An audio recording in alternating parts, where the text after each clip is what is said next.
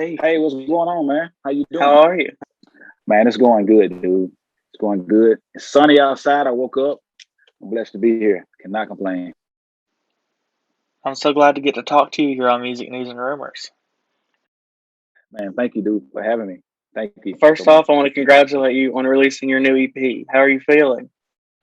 Dude, I'm feeling good. I'm feeling real good about it. Just being able to get music out there into the world, so, so people can enjoy and so people can feel, more than just about it, just being music, but it's something that people can relate to. So your EP's been out for a few days now. What's all the support been like from all your fans and just from people in the industry? Oh man, it's been crazy. Like I wasn't expecting, this much support from people. But I mean, I knew that people would like it. I knew a lot of people would like it. But as far as like the comments and the feedback I'm getting off of it, it's crazy. Like it's beyond what I was thinking. I knew that it'd be something that people can gravitate towards and people can connect with it. But now it's with it being on this type of level, where people actually like in the industry hitting me up and just saying like, bro, this is your first one that you did with the label. It's going to be crazy. So I'm excited about it. So you're from Jackson, Tennessee, right outside of Memphis, I, and you lived in several different places since then. So was it always your goal to make it in entertainment, to make it to Nashville? no, that wasn't even a goal. I ain't gonna Really? lie to you. That wasn't a goal. It wasn't a passion. It wasn't a dream. You know what I'm saying? Yeah. Because I grew up in a rough part of town. So when I grew up in this rough part of town, like my goal was just being able to make it out of high school. So seeing something like this, being in this type of space with me, it's like, oh my God, it's amazing. Nothing but God, dude. So in your music, you talk about coming from the bottom, like you just talked about. And so you said you had a Mhm. rough upbringing. So do you want to talk a little bit about some of the adversity you faced coming up? Yeah. So I grew up in Jackson, Tennessee, man, on the east side of town. It was a city known for especially the east side. It was a side of town known for its like gang activity, and a Mhm. lot of violence. But so what I did was, man, I was first a dancer. I wasn't even into music. I wasn't writing music or none of that. So I was first a dancer.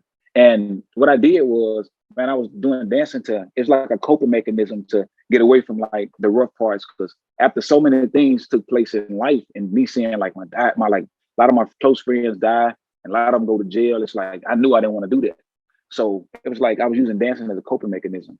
Well, a Yeah. tragic event took place, man, in my life in 2011, to where a guy had a gun, had held up to me, man, in my face. So he was going to kill me. He was ready to pull the trigger. In fact, he Yeah. did pull the trigger. But before he pulled the trigger, I remember, like my grandma always saying, if I was having a time of need, and just call on God. So I remember looking up and asking God, like, if he was real. I said, man, if you're real, can you get me out of this situation? And a guy pulled the trigger and the gun clicked. And see, from that instant, like from that incident on, it was like, man, I need to go a closer relationship to the person I just called on. You know what I'm saying? So I Yeah. started getting closer to God, man. And that's when he gave me the vision of God, love, and unity. And then he was also saying, like, Lathan, if I'm gonna elevate in your life, I'm gonna have to put you around people that don't look like you. I'm gonna have to get you out of the norm. I'm gonna have to get you away from just your hip hop thing, because that's what you want to do comfortably. But it was Mhm. like God was showing me, like, I gotta allow me to work in uncomfortable positions for you. And that's when I got on there, man. I started like laying down and I started really meditating and going deeper into God, trying to understand Him and who He was. And that's how it came about with, me laying down and creating something for TikTok, you know. Yeah. Then I started creating this music for TikTok, and I did a song about Kobe Bryant's death. And after I did that song about Kobe Bryant's death, dude, that's when Granger Smith's wife, had introduced me to Granger Smith. And then Granger Smith reached out to me on Instagram and was like, bro, I don't know you from a grain of salt, but at the same time, dude, hey, can we connect? And then that's when I learned about Granger Smith's story, dude, about his son. That whole thing just kind of shook me about, his son passing away. And I had a son around his son's age when he passed away, when his son passed away. So they just grew us closer and we connected on a friendship and a friendly level. And then he sent me the track and was like, hey, Lathan, I know this is a shot in the dark, but listen, would you mind, or like, would you even consider getting on something like this as far as country go? I just feel like you're a great fit for this. And that's how it started, man. That's how the whole country thing started. So It I was amazing. discovered you on Instagram and TikTok, like you were just talking about when you were freestyling and adding your verses to different songs. So like Yeah. Someone You Loved and Holy, Meant to Be. So what made you want to start sharing your verses and your freestyles on those songs? Oh man, because first off, I had to get out of my comfort zone of just doing hip hop songs, just straight hip hop songs. Yeah. You know what I'm saying? So it's like when God was showing me that my vision was God, love, and unity. And God was saying, if you want to do unity, I gotta get you around people that don't look like you, like I said. And so I started listening to these other people's songs, and I was like, oh my gosh, dude, like these folks got some of the same stuff that we like that I've seen and that we grew up seeing. Like even in the hip hop world, it's like these songs are basically some of these songs are basically talking about the same thing, but they just a different genre. So it was like, oh, dude, this really ain't different from what I'm already listening to. It's just the way that the music is being presented, and it's just the title of genre on it. So that's what made me like, okay, I can write to this, because in my mind it was like I had a whole different. It was like night and day. So it was like this is foreign, but this is just something that I know. You know what I'm saying? As far as hip hop goes. So I felt like it was something that was dividing it more than just music. When in reality, it was just dividing it because of different genres and who was singing it. You know what I mean? Because a lot of those country songs still talked about love songs, and a lot of those hip hop songs talked about love songs, especially R&B hip hop. What was it like to have all these big name artists featured on your project? I mean, you've got Tyler Hubbard, Alaina, Dustin Lynch, Russell Dickerson, Matt Stell, High Valley. I mean, that's impressive. How did you get all those, and how did that all come about? Oh man! First off, dude, it was like a snowball effect. It was like after I did the song with Matt Stell, Over Yonder. RaeLynn knew my producers that helped me create that song, and after she knew my producers, she asked them, she was like, "Can y'all connect me and Lathan?" And it was just kind of got brushed under the rug, But she got in my inbox on Instagram and was like, "Hey, man, I love what you're doing. I just feel like me and you can collab and do something crazy." And I put up a profile, and I was like, "Oh my God, this girl got like 897K followers." You know what I'm saying? Like something crazy, massive. But then I want to work with her. But it was also God was still helping me push my vision of the unity part of my God loving unity vision. Where she hit me up and we created the song. After we created Roots, she signed on the Tyler Hubbard's label. Yeah. So after we created Roots, it was like she showed Tyler, and Tyler was like, "You got to connect me with this dude. Like, I feel like we can make something crazy." And then me and Tyler got in the studio, and me and Tyler started writing and creating songs. And Tyler was like, "Man, I know this person that you love."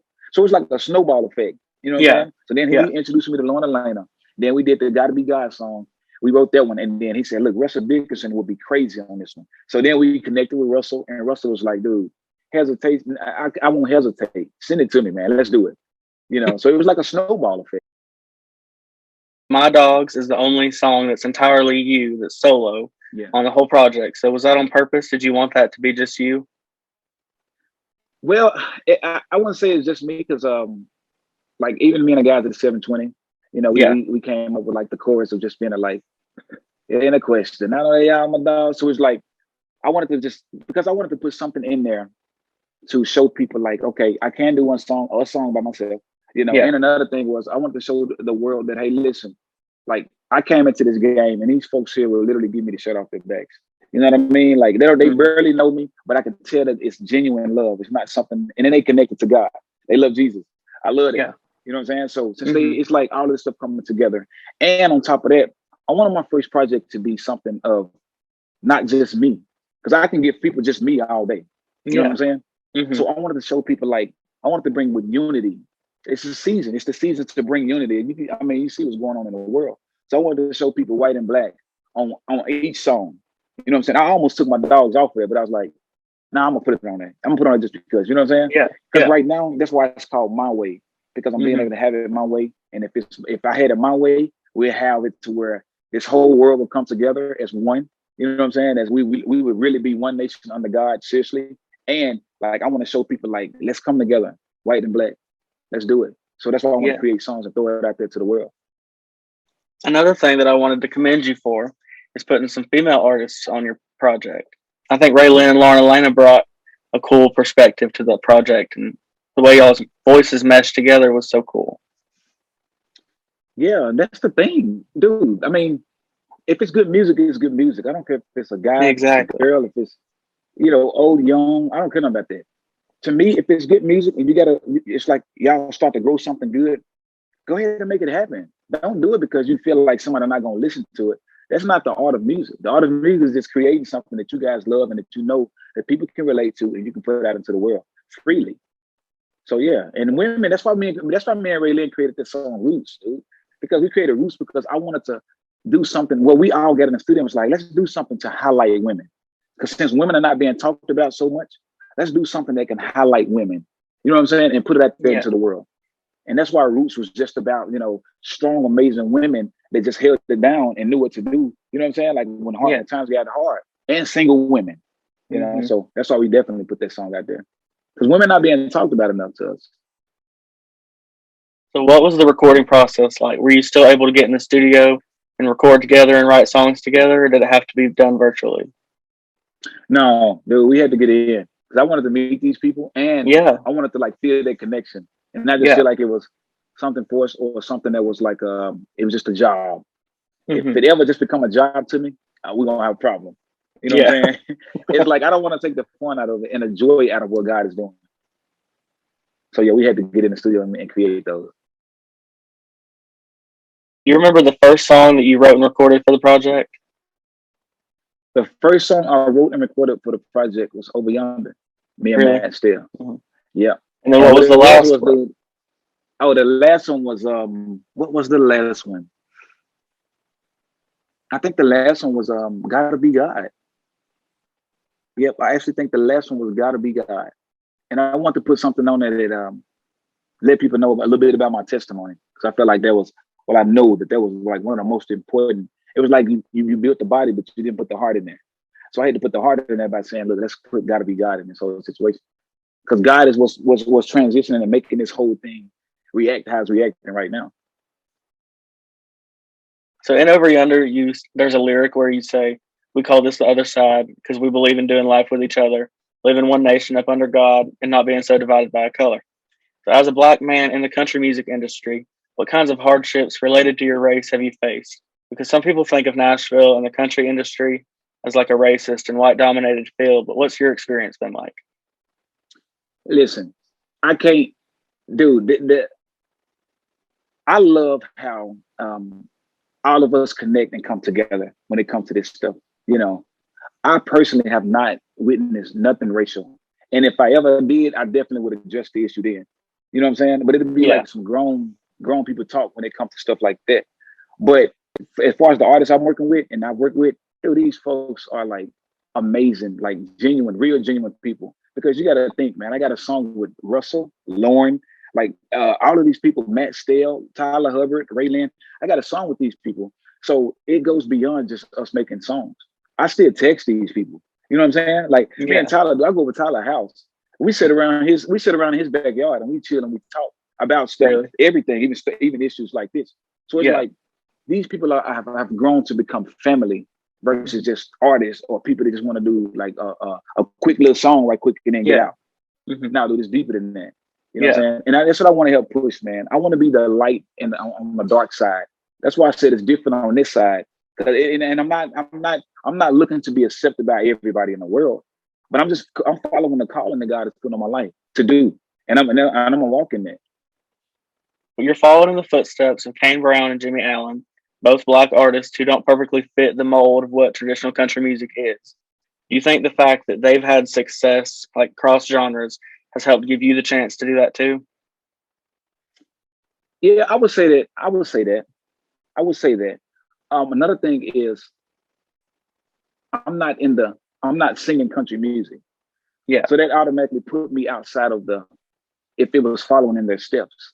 But I would say that a percentage of that is that because of the color of their skin, a percentage of that says that. You know what I'm saying? Yeah. But when it comes to some real deep stuff, it goes to show like, dude, I'm not a country artist. No. You know what I'm saying? So I'm a hip hop artist. So that lets you know it's a God thing. It's not something that a human could do. Dude, I'm talking about a hip hop artist on CMT, and I just got some featured country artists on there. Yeah. But now I'm becoming to be the top. I mean, like the cover of CMT. You know what I'm saying? Like humbly saying that, but it's just like, dude, that's a God thing, dude, and it's just following the vision. Like, man, when God opened the door for you, bro, no man can shut that door. And I'm just walking in the path for that. So I think you've already knocked a pretty big dent in your bucket list. But what artists would you like to collaborate with in the future? Man, Kane Brown, Chris Brown, Lil Wayne, dude, I got the list will go on. I want to get deeper into country, even some of the older country guys, man. I really want to work with Kane, though, bro. I really want to work with Kane. I'm finna work with Jimmy. I'm gonna say I already know, like I'm finna work with Jimmy. I also want to work with Garth Brooks, dude. Like legendary people like that. I want to work with some. And then going all the way back to like Shania Twain. Like it's some stuff that just like it's so much stirring up in my brain, dude. That it's like, okay, look, I can do this. Let's do this. Let's do this. Let's do this. You know, so I want to work with a lot of these different artists, dude. Help them bring unity and help them bring like good things to the world. Too much negativity going on. I just want to be the light to this. I think this answer to this question can be pretty telling about a person. So, what was your first concert? My first concert was a Lil Wayne concert. Really? So that was massive. So it was like, yeah, I loved Wayne. Just his metaphors and how he brought stuff together. It made you think like, wait a minute, you know? So that was massive. And when I seen that, it was like, for a first concert, it's like, wait a minute, like this how concerts are? You know, because of the bass, the speakers, he had everything. Like you talking about like a A1 artist, you know what I'm saying? So, and that was one of my first concerts. We've all had a lot of downtime recently. So, what's been your favorite show or movie that you saw lately? I had watched the whole season of Stranger Things, bro. I love that. I got connected to. I don't know if you know Stranger, but yeah, this little girl, Elle, bro. Elle, my dog. Like I feel like, you know, I'm connected with Elle. Yeah. But no, dude, like my wife introduced me to Stranger Things. She used to watch Stranger Things, and she'd be like, "What is this you watching with these kids?" And like, you know, then I actually sat down and was like, "Oh, she got powers. Oh, dude, this is pretty nice." Now I'm telling her, "Hey, let's get the next episode in." You know, so we actually got to sit down, dude, and get close to the God and like get closer to each other. Like as far as family goes, dude, get closer bond with my son, dude, and watching movies that I didn't know that they like watching. You know, so it was a great time. So what's the top song on your playlist right now that you can't quit listening to? I don't really have a top song because I listen to so many songs. It depends on what the mood is. Yeah. It's like if I'm jogging and I need some spiritual time, dude, I'm listening to like gospel music. You know what I'm saying? And it's all types, not just one being subject to one thing, but it's all types of gospel music. You know, I'm talking about from Hill songs to Kirk Franklin. You know, so and then the next thing is like listening to like the hip hop music, seeing how people lay down stuff. You know what I mean? Like people don't understand. Like when you become like an artist, you start to listen to and how other folks lay their music down versus just listening to the song because they got this in it or got that in it. Now you go into a mixing and mastering project in your head, like, dang, they mixed this dope. Dang, this mastering on this song is dope. So now I'm listening to all different types of songs from Morgan Wallen to Drake to Kirk Franklin. And it's like how people mixed it is totally different. Everybody mixed it different. So now I'm listening to stuff like that. And they get me into the songs. Like, wow, these songs are amazing. Social media sites like TikTok have played a pretty big role in your rise to fame. I mean, you have 1.3 million TikTok followers. That's impressive. So what advice do you... 1.3? I looked today. Dude, I didn't even notice. I really didn't notice, dude. So what advice do you have to give to up-and-coming artists to use their social media platforms to elevate their career to the next level? Man, be you. That's all I did. People seeing me being me for me. Even when I got around folks, I was being me for me. I wasn't trying to act like nobody. I wasn't trying to be somebody that I wasn't. So just being you is something that shines its light more than anything. Because real people realize when you're being fake. You know what I'm saying? Yeah. People respect the realness more than anything in the world. Even though some people, it might rub some people the wrong way, but the realness, it attracts more people than push more people away. So if you're doing TikTok, for anybody out there that's starting this stuff like this, just be you. Just be creative and just be you. Well, that's got you where you are, so it clearly worked. Exactly. So people might think you just popped up out of nowhere, but you've been on the scene for a minute. So what was the journey like getting from being an unsigned artist to getting your record deal and having management and having all these features? Yeah, dude, it was different because you got to think. I only been signed for like probably about 7 months now, and it's still different for me. Like I said, when I started making music independently, if you go back and listen to it, you could tell I'm listening to. I mean, I'm directing my music to the people that's in the trap, the people that's in the hoods, the people that I grew up around, the people that I've been with, you know. But now the transition is like so different. It's so crazy, but it's a crazy, amazing thing because even though I'm jumping into this new thing that now I'm signed with a label and stuff, dude, it's like, man, I still got the independent mindset, which can be good, but it also can be bad too. Because independently, like you do everything by yourself. So even though I'm signed to a label, I'm still trying to have my head and my hands on the business side of it and have my head and my hands on the music side of it. So that's what make it to me is like, it's so much being pounded into my head. But now I'm learning how to like pull it back off of this stuff, dude, and just be the artist. Just pull it back and be the artist. And I gotta like kind of set that. It's like I gotta kind of set that standard because now it's like I got so much that I gotta do, from interviews to all this other stuff. And now I can't even like create, be like a creative artist. So now I've learned how to kind of pull myself away from that, dude, and just be like, let Columbia and the records and Wide Open handle the business stuff and just let me focus on being an artist. And it's got to be hard coming from being unsigned where you're in on everything and you're involved on every part of the process to now, like you said, just letting go. You make the music, you do the interviews. I know, dude. That's the hardest, dude. Yeah. I tell them that all the time. Like I go back with a text message and be like, I'm sorry, y'all. I did it again. Like I jumped in too deep on this with y'all. Let me pull it back. I'm sorry. Let me just be this person. Y'all send it and I'll do it. You know what I mean? Yeah. You talked about the 720, the producers on the project. So how did Blake Hubbard and Jared Ingram help guide you on the recording process? Oh my gosh, dude. First off, I was already recording. Like God was already prepping me for all of this stuff in the beginning. So I was already like recording. So I knew what it was to record. I knew how you're supposed to record. I knew kind of like volumes and levels and stuff because I was recording previous. Yeah. But man, Blake and Jared, dude, I remember sending Blake and Jared a text message and I said, bro, listen, because Ash had connected me. Because see, Blake and Jared was connected with Jimmy Allen first. And so Ash had connected me with these guys. And I told these guys, I said, listen, when I first created me and Matt Stell, when we created the song, I said, listen, y'all, send me a country, trap, gospel, like in the woods, in the hood type of mix. However that sound, put it in one pot, and just send it to me. And them guys executed that when it came to me and Matt's song Over Yonder. You know what I'm saying? So when I was working with them, dude, that right there was just a sign like, okay, these are the guys. Like, if they can create my first song like that to be so amazing like that, to what a later was like, oh my God, this is a smash song. This is crazy. This is amazing. That's what made me more connected with them guys. Like now we get in the studios. Now I'm going to their houses. Now we're doing stuff more. Like now it's just like we're connecting them with the 11. So 720 off the chain, dude. Blake and Jared, both of them guys off the chain. Tyler Hubbard's credits are all over this project. I mean, he co-wrote 4 of the songs. He produced some of the songs. And he executive produced the whole project. So what was he like as far as guiding? Oh yeah, dude. Tyler is like a freaking angel. Like I feel like Tyler was in heaven and Jesus kicked him down from heaven and he hit rock bottom right in my house.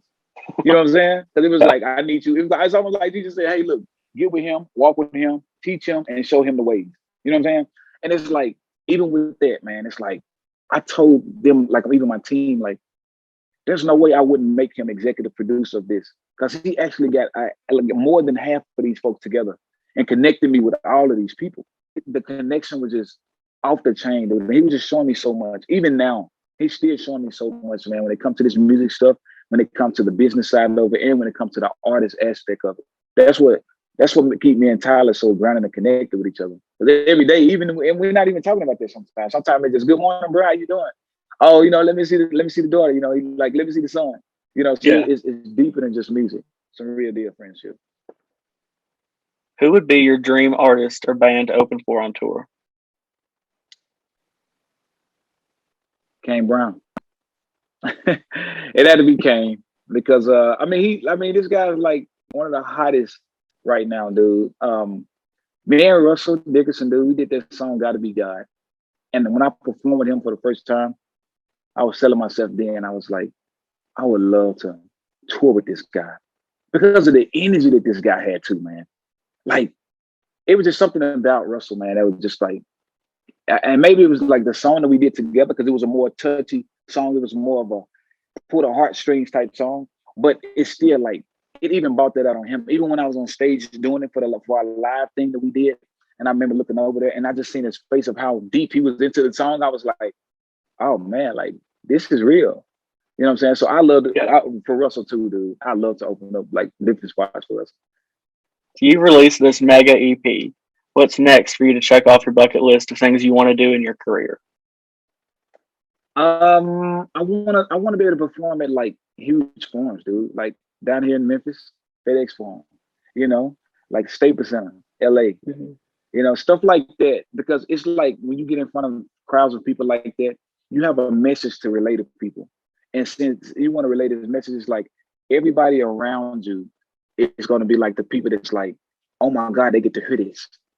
You know what I mean? Like that's amazing sitting there looking at all these people listening to your music and they get to hear it. And now you get to actually put a message out there. Even if it's just something like, yo, listen, if you're struggling with depression, God love you. If you're struggling with, you know, whatever hatred even, God love you still. So to be in front of big crowds like that, dude, like and filling those arenas up, I love to relay messages like that. Well, when it personifies it all, because you can see these numbers all day long, but when you see the people, that's a totally different feeling than seeing this many followers, this many streams, you know? Exactly. Well, your EP is titled My Way, so I thought we could play this fun little game called If I Had It My Way, where you have to pick between two things. So it's pretty much like a this or that game. Okay. So if you had it your way, dogs or cats? Dogs. Red wine or Bacardi? Red wine. Cake or pie? Cake. Oh my gosh. Cake or cupcakes? Are you an inside or outside person? Outside. I hate the inside. Okay. Football or basketball? Basketball. Coke or Pepsi? Pepsi. I love it. Really? Like the, I don't know, something about that sugar and the sweet taste of it. Yeah. Okay. Are you going to watch a horror movie or a comedy movie? Comedy movie. I don't do too many like scary movies. Yeah. Winter or summer? Summer, most definitely. Okay. Fall or spring? Spring. I just don't like the allergy season, but I like spring more than fall. Yeah. The pollen will get you. Oh yeah. Are you an early bird or a night owl? But I'm a night owl. I don't mind getting up though. I get up early. You know what I'm saying? I love getting up early, but I love staying up late too. So it's like that don't mix at all. Yeah. TV shows or movies? Movies. Do you call or text more? Text, dude. Like, yeah, text. I text a whole lot more. Pancakes or waffles?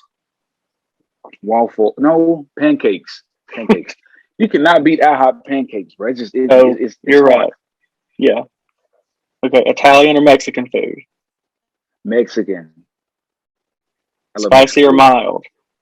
Mild. Jeans or sweatpants? Jeans. I like jeans. Yeah. I like jeans. That's all I got. That was my best Jimmy Fallon I could give you. So hope I did good.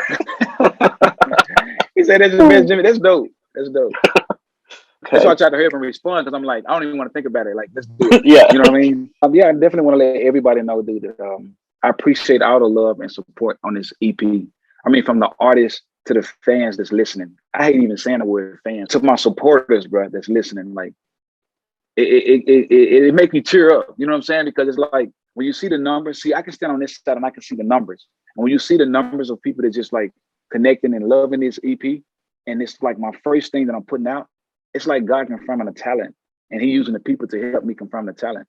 So that's what I love about the whole thing, man. The people. I love the fans. I love the supporters.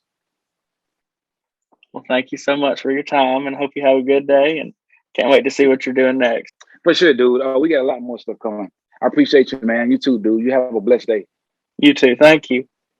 All right. Peace.